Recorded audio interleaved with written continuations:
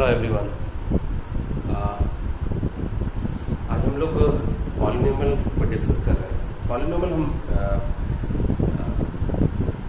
में बहुत पॉलिनोमियल्स क्या होता है, उसमें कोएफिशिएंट क्या होता है, उसमें डिग्री क्या होता है, किसको क्वाड्रेटिक पॉलिनोमियल होते हैं, किसको लीनियर पॉलिनोमियल होते हैं, किसको ये सब चीज़ें हम लोग पहले वाले वीडियो में डिस्कस कर चुके हैं।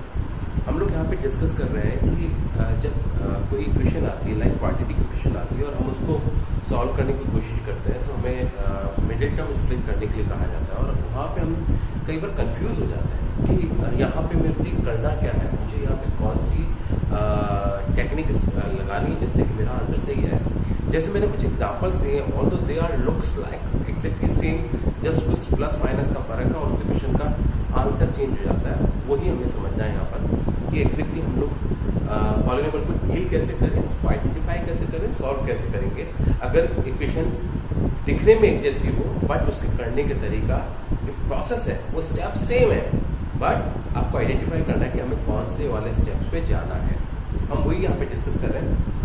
देखिए, जैसे मैंने यहाँ पे कुछ इक्वेशन लिखी हुई है, 2x² + 5x + 3, 2x² - 5x + 3, 2x² - 5x - 3 and 2x² + 5x - 3। ये चारों इक्वेशंस में सिर्फ और सिर्फ प्लस और माइनस का डिफरेंस और कुछ भी नहीं है। जिनको ये चारों इक्वेशंस का समझ आ गई कि इनको सॉल्व कैसे करते हैं, वो पॉलिनोमियल्स में कोई भी इक्वेशन आ जाए, कोई भी इक्वेशन आ जाए, वो इजीली सॉल्व कर लेगा, इसमें कोई इशू नहीं आएगा, ये मैं एश्योर कर सकता हूँ। बट आपको सिर्फ इतना सा समझना है कि इनको सॉल्व कैसे करना है। अगर आप इस वीडियो को 2 या 3 बार देख लोगे तो आपको समझ में आ जाएगा कि पॉलिनोमियल्स में क्वाड्रेटिक इक्वेशन का मिडिल टर्म स्प्लिट की प्रोसेस क्या है, स्टेप्स क्या है, जिसको हमको लर्न करना चाहिए और जिसको हमको समझना चाहिए।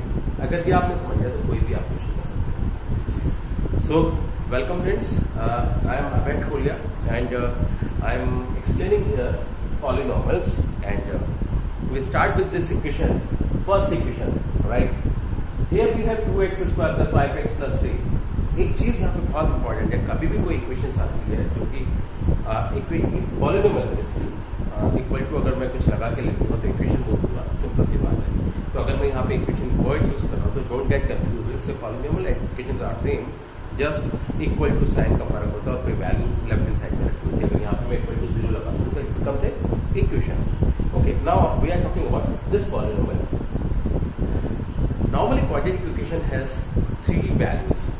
The general equation of the quadratic equation is ax² + bx + c = 0. Normally we have 3 values, one x² term, another x, and one is non-x term, यानी constant term. इक्वल टू 0 लगाऊंगा तो इक्वेशन हो जाएगा, हटा दूंगा तो पॉलिनोमियल कहलाएगा। That's it, और कोई डिफरेंस नहीं है। यहाँ समझने की जरूरत यह है कि क्वाड्रेटिक इक्वेशन के अंदर स्क्वायर जरूर होता है एक वेरिएबल का। यहाँ पे अगर वेरिएबल x है तो इसका हाईएस्ट पावर स्क्वायर होगा, तभी पॉलिनोमियल होगा और क्वाड्रेटिक पॉलिनोमियल होगा, नहीं तो ये नहीं होगा। यानी अगर ये हो और ये नहीं हो और ये हो तो भी क्वाड्रेटिक पॉलिनोमियल कहलाएगा। यानी तीनों टर्म होना जरूरी नहीं है, बट इस टर्म का होना जरूरी है। This is the only term which has the x power 2, right? This is must in the equation. तो पहली चीज तो ये कि क्वाड्रेटिक पॉलिनोमियल के अंदर जो वेरिएबल है उसका हाईएस्ट पावर 2 होना जरूरी है, वो वैल्यू वहां पे होनी जरूरी है, उसके मतलब वो पॉलिनोमियल नहीं होगा। Now come to the question.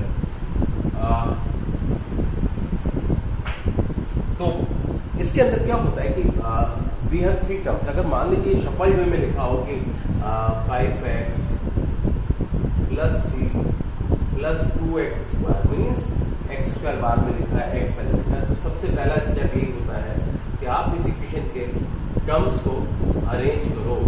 मतलब 2x² पहले आएगा, x बाद में आएगा और नॉन x वैल्यू लास्ट में आएगी। ये एक प्रोसेस है जिसको आपको स्ट्रिक्टली फॉलो करना होगा कि x² पहले आएगा और x बाद में, उसके बाद में नॉन x।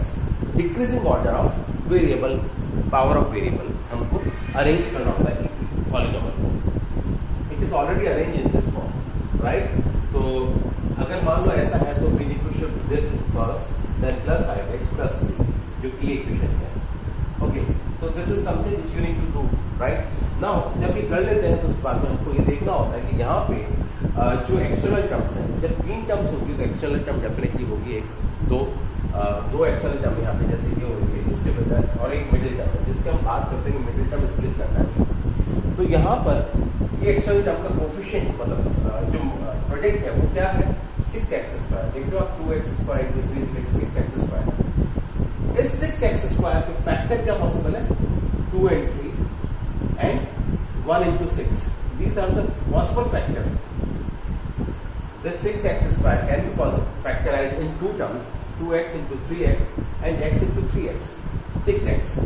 So यहाँ पे ये दो पॉसिबल इसके फैक्टर्स हो सकते हैं, लेकिन हमको मिडिल टर्म को स्प्लिट करना है तो हम मिडिल टर्म को देखते हैं तो वो क्या है 5x। तो 5x के पॉसिबल फैक्टर्स क्या है जिसको कि हम मल्टीप्लाई करें तो हमें 6x² मिले। तो यहाँ पे आप अगर देखोगे तो आपको पता लगेगा 5x प्लस का है तो 2x + 3x are the two possible factors, जिनको अगर मैं मल्टीप्लाई करूंगा तो मुझे 6x² मिलेगा और ऐड करूंगा तो 5x मिलेगा। तो दिस इज वेरी इंपॉर्टेंट। और इसी तरीके से यहाँ पे अगर आप देखें तो 6x - x, अगर मैं इसको सॉल्व करूंगा तो 5x तो मिलेगा, बट इसको मल्टीप्लाई करने के बाद में मुझे माइनस का 6x² चाहिए, लेकिन मुझे यहाँ क्या चाहिए प्लस का 6x²। For this equation we need plus का 6x²। So our required factor for this equation is right. So this is middle term split। तो मैं यहाँ लिखूंगा 2x² plus 3x plus 2x plus 3। अब यहाँ पे हमको पेयर बनाने होते हैं। जब भी इस तरह की इक्वेशन को हम मिडिल टर्म स्प्लिट करते हैं तो दो टर्म्स के हम पेयर बना लेते हैं लाइक दिस। फर्स्ट टर्म में क्या कॉमन आ रहा है ओनली x, अंदर क्या मिलेगा 2x + 3। नेक्स्ट टर्म में +1, कुछ भी कॉमन नहीं है तो 1 तो है 1 2x + 3। इस तरीके से ये चार टर्म आपके दो टर्म में कन्वर्ट हो गए, first term and second term, और दोनों में कॉमन क्या है 2x + 3 एंड बचा क्या x + 1 इट्स राइट। कुछ लोगों को कंफ्यूजन होता है कि वाई नॉट 2x को पहले लिखते हैं 3x को बाद में लिखते हैं। हम वो भी कर सकते हैं, एग्जैक्टली यही आंसर आएगा। हम वो भी देख लेते हैं कि 2x² + 2x + 3x + 3, first to term में कॉमन 2x, फिर x + 1, इन दोनों में कॉमन 3x + 1। अगर आप देखें ये चार टर्म थी अब दो टर्म में कन्वर्ट हो गई है, इन दो टर्म में कॉमन क्या आ रहा है x + 1 और 2x + 3। आंसर दोनों का सेम आएगा, आप चेक कर लो। Is this clear? I hope it is clear right. So order का फर्क नहीं पड़ता, wherever you want to place no problem.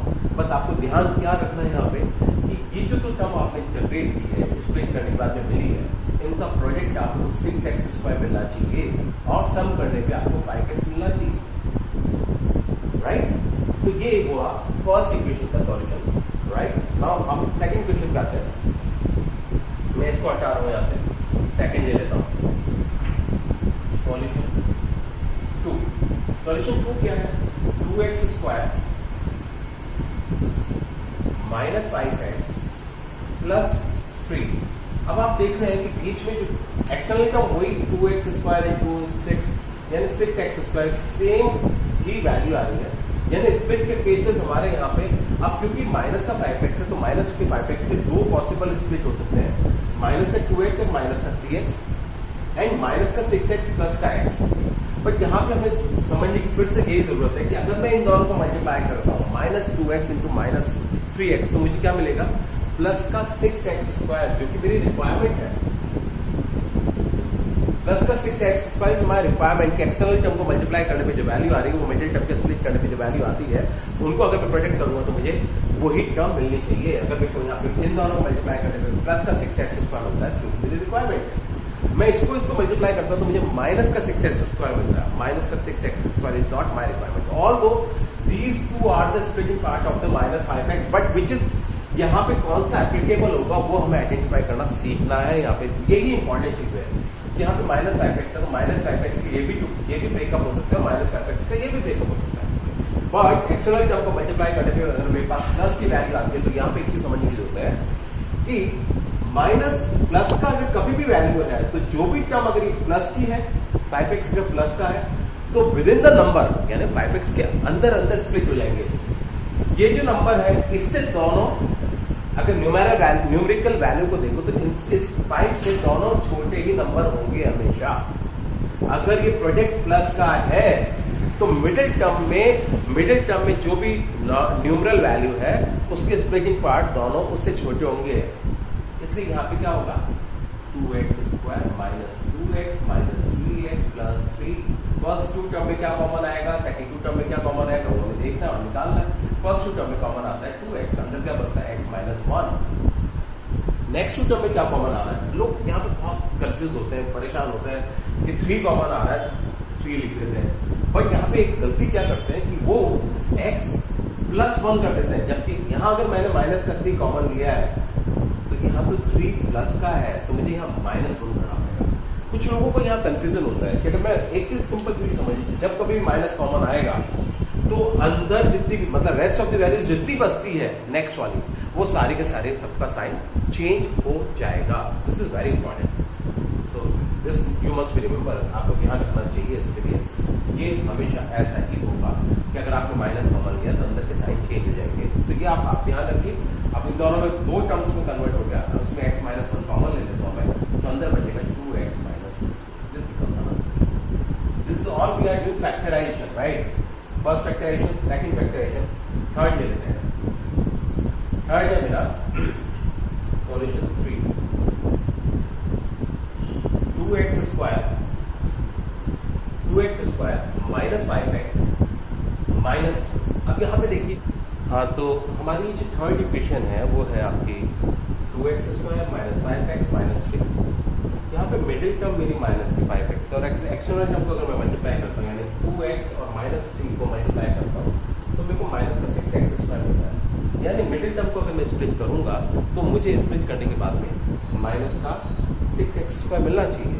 तो मैंने आपसे कहा था अभी थोड़ी देर पहले कि जब यहाँ पे माइनस की वैल्यू है और सब्ट्रैक्ट एक्सटर्नल टर्म को अगर मल्टीप्लाई करते हैं और हमें माइनस की वैल्यू मिलती है तो मिडिल टर्म को स्प्लिट करने पर जब अगर प्लस मिलती है तो हम कहते हैं कि मिडिल टर्म की वैल्यू जो होगी, जो भी वैल्यू न्यूमेरिकल वैल्यू है वो with in the number split होगी। यानी जो भी न्यूमेरिकल वैल्यूज स्प्लिटिंग वाली होंगी वो दोनों मिडिल टर्म की न्यूमेरिकल वैल्यू से छोटी होगी। यानी माइनस 5 था, यहाँ पे माइनस 5 था तो माइनस 2 और माइनस 3 हो गया। बट इस केस में जब एक्सटर्नल टर्म का मल्टीप्लिकेशन माइनस का 6x स्क्वायर आ रहा है उस केस के अंदर आपका माइनस का 5x के स्प्लिटिंग पार्ट में एक नंबर एक न्यूमेरिकल वैल्यू बड़ी होगी, हो सकता है दोनों न्यूमेरिकल वैल्यू इससे बड़ी होगी, सिर्फ माइनस 5 से। तो यहाँ पे ये चीज समझ लीजिए कि अगर एक्सटर्नल टर्म के मल्टीप्लिकेशन पे माइनस की वैल्यू आ रही है तो मिडिल टर्म के स्प्लिटिंग वैल्यूज दोनों या कोई एक उससे बड़ी होगी ही होगी। अब हम समझते हैं कि माइनस 5 के अगर ब्रेकअप करते हैं तो क्या पॉसिबल है माइनस का 2x माइनस का 3x, लेकिन ये माइनस 2 और माइनस 3 अगर न्यूमेरिकल वैल्यू माइनस को भूल जाए तो 5 से दोनों ही छोटी 2 और 3 ये पॉसिबल नहीं है क्योंकि एक्सटर्नल टर्म का मल्टीप्लिकेशन क्या आ रहा है माइनस का 6x स्क्वायर, राइट? तो हमें यहाँ ये करना होगा कि इसके अलावा जो दूसरा पॉसिबल स्प्लिटिंग पार्ट्स है माइनस 5x के माइनस का 6x प्लस का x, अगर मैं इसको ऐड करता हूँ तो मुझे माइनस का 5x मिलता है और मैं प्रेडिक्ट करता हूँ तो मुझे माइनस का 6x स्क्वायर मिलता है। तो यहाँ पे एक चीज समझ में आई कि अगर एक्सटर्नल टर्म का मल्टीप्लिकेशन है माइनस का तो मिडिल टर्म के स्प्लिटिंग पार्ट में कम से कम एक वैल्यू का न्यूमेरिकल वैल्यू जो होगी वो मिडिल टर्म की जो वैल्यू उससे बड़ी होगी। तो यहाँ पे 2x स्क्वायर माइनस का 6x प्लस का x माइनस ये स्प्लिटिंग होगा माइनस 6x और प्लस का x, दैट्स इट। आपको इतना सा समझने की जरूरत है। अगर आपको ये कंसेप्ट क्लियर हो गया है तो आप कोई भी क्वेश्चन इससे रिलेटेड सॉल्व कर सकते हैं, कोई दिक्कत नहीं है। कि पॉलिनोमियल में बस यही एक चीज है जिसको समझना बहुत इंपॉर्टेंट है, राइट? तो अब यहाँ पे क्या कॉमन आया फर्स्ट टर्म में माइनस का 2x कॉमन आ गया तो अंदर बचा x माइनस। नेक्स्ट टर्म में प्लस 1 कॉमन आ गया x माइनस। अब ये 2 टर्म बन गई आपका, सॉरी यहाँ माइनस 2 आया, यहाँ पे 2 टर्म बन गई, एक टर्म ये बन गई दूसरी ये बन गई, दोनों के अंदर कॉमन क्या आ रहा है माइनस x माइनस 3 कॉमन आ रहा है, अंदर क्या बचा है 2x प्लस और दैट्स इट। क्या आंसर आप देखिए तीनों आंसर यहाँ पे 2x प्लस 3 है, x प्लस 1 है, या x माइनस 1 2x माइनस 3 है, यहाँ पे x माइनस 3 2x प्लस 1, सारे आंसर्स अलग अलग है बिकॉज ऑफ प्लस और माइनस सीक्वेंस। अब मैं सॉल्यूशन नंबर 4 पे ले लेता हूँ। सॉल्यूशन 4 दैट इज व्हाट, ये है 2x यहाँ पे एक्सटर्नल टर्म का मल्टीप्लीकेशन हो रहा है 2x² माइनस का 3 तो माइनस का 6x² मिलता है। मैंने आपसे कहा कि मिडिल टर्म अगर एक्सटर्नल टर्म के मल्टीप्लीकेशन में माइनस की वैल्यू आती है तो मिडिल टर्म के स्प्लिटिंग पार्ट में एक नंबर बड़ा होगा ही होगा, न्यूमरल वैल्यू जो कि मिडिल टर्म में है उससे बड़ी होगी। ये मैंने आपसे कहा था। अभी हम फिर देखते हैं माइनस का 6x², इसका मतलब बीच में मेरे क्या है प्लस का 5x, तो इसकी स्प्लिटिंग पार्ट क्या होगी, प्लस का 5x वाले केस ये है 2x और 3x, इनको अगर ऐड करूंगा तो प्लस का 5x आता है। बट मैंने अभी आपसे कहा कि एक टर्म बड़ी होगी तो मुझे ये देखना होगा कि इन दोनों को मल्टीप्लाई करता हूँ तो प्लस का 6x² आता है। बट मेरी रिक्वायरमेंट क्या है माइनस का 6x², बिकॉज एक्चुअली जब को मल्टीप्लाई करता हूँ तो मुझे माइनस का 6x² मिलता है। तो यहाँ पे मेरे ये वाला पार्ट जो है वो काम आएगा, यानी 2x² प्लस का 6x माइनस का x माइनस का 3, फर्स्ट टर्म पे कॉमन 2x, अंदर क्या बचा x प्लस 3, फिर क्या बचा माइनस का 1 कॉमन ले लेता हूँ। इन दोनों में माइनस का 1 कॉमन आ रहा है तो अंदर क्या बचेगा, ये भी प्लस का और ये भी प्लस का। मैंने आपसे कहा था कि अगर माइनस की वैल्यू कॉमन आती है तो अंदर के साइन चेंज हो जाते हैं। दिस इज वेरी इंपॉर्टेंट, तो आपको ये चीज समझना बहुत जरूरी है। लोग यहाँ मिस्टेक करते हैं, जब भी माइनस की वैल्यू को कॉमन लेते हैं तो ब्रैकेट के अंदर जो वैल्यूज बचती है वहां पे साइन चेंज करने भूल जाते हैं, मिस्टेक करते हैं, राइट। तो अब दोनों टर्म के अंदर कॉमन क्या आ रहा है, x प्लस 3 आपने कॉमन ले लिया, अंदर बचा 2x माइनस 1।